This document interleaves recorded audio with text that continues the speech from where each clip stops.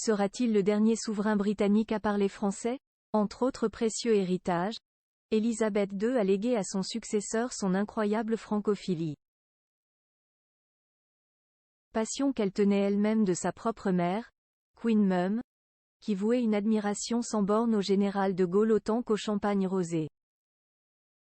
Dans les palais anglais, comme dans la plupart des cours européennes, fut un temps où il était d'usage de savoir converser dans la langue de Molière. Publicité en 1968, étudiant à Cambridge, il traverse pour la première fois la Manche. On se souvient du prince Philippe, feu-duc d'Édimbourg, qui répondait, sans la moindre faute de liaison, aux questions du journaliste Léon Zitron. De même que Lord Mountbatten, grand-oncle et mentor de Charles III, qui maniait avec subtilité les préciosités de notre langue. La jeune génération, elle, ne s'en est pas embarrassée. Mis à part quelques rudiments, le prince William, héritier au trône, n'a pas appris le français, que sa mère, Lady Diana, jugeait trop démodé.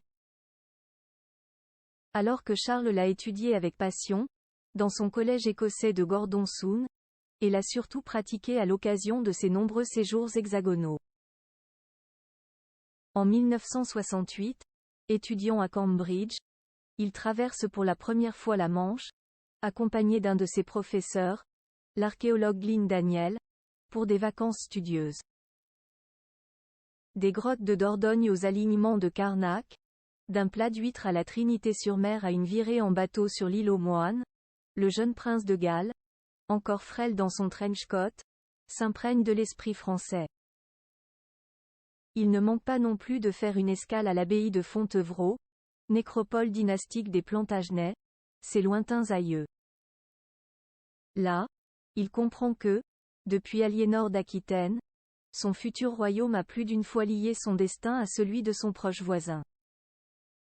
Lors de la bataille de Castillon, en 1453, qui vit s'opposer les armées d'Henri VI d'Angleterre à celles de Charles VII de France, n'oublions pas que les Bordelais ne demandaient qu'à demeurer anglais.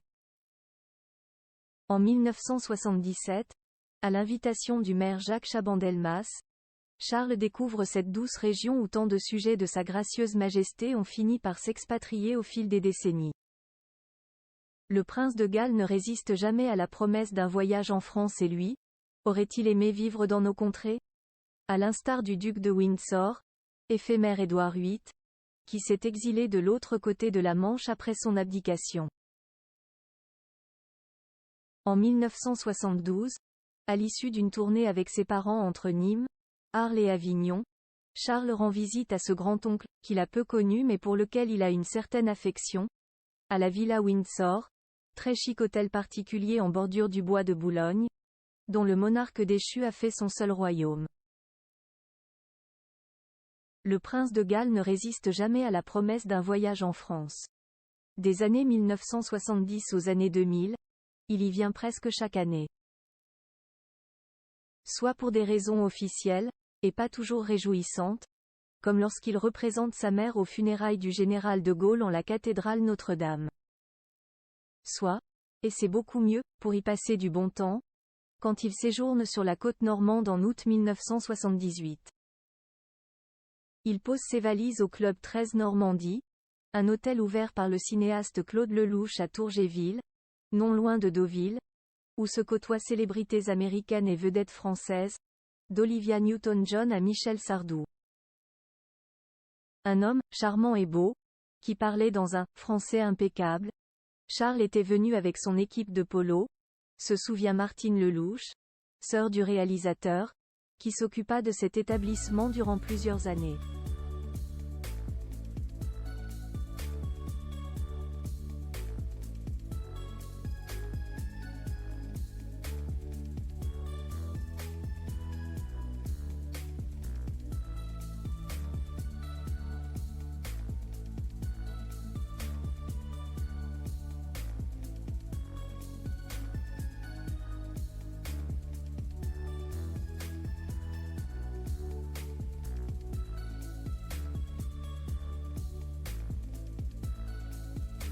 Septuagénaire la baronne Louise de Waldner, qu'il surnomme affectueusement « marraine ». Sans se soucier des paparazzis, se croyant dissimulé à l'ombre des cyprès, le prince de Galles lézarde en maillot de bain, plus souvent plongé dans un recueil de poésie que dans le bassin aux reflets azuréens. Il s'adonne surtout à sa plus vive passion, l'aquarelle, inspirée par la beauté du Midi, le parfum de la lavande et le chant des cigales. Il y résidera plusieurs étés jusqu'en 1996, notamment lorsqu'il voudra échapper aux tempêtes médiatiques provoquées par son tumultueux divorce avec Diana. 16 mai 1987. Les flashs crépitent sur les marches du Festival de Cannes. Pas pour Catherine Deneuve ou Sophie Marceau, mais pour Lady Di, tremblante bien que sublime dans une robe en tulle signée Catherine Walker. Depuis le « mariage du siècle », en 1981, la princesse jouit d'une popularité exceptionnelle en France. Au point d'y éclipser son mari. En 2008, le couple est reçu à l'Élysée par le président Nicolas Sarkozy et la première dame, Carla Bruni en novembre 1988. Les Galles font la tournée des châteaux de la Loire, de Blois à Chambord, passant également par Paris. À un an des célébrations du bicentenaire de la Révolution, la République ressort ses apparats pour accueillir les représentants de l'Ancien Monde. Paris sera aussi le décor du fatal accident du 31 août 1997. Le lendemain, Charles vient chercher la dépouille mortelle de la mère de ses fils. Il attendra 11 ans pour amener Camilla à Paris. En 2008, le couple est reçu à l'Élysée par le président Nicolas Sarkozy et la première dame, Carla Bruni. Entre autres richesses hexagonales, Charles apprécie notre gastronomie.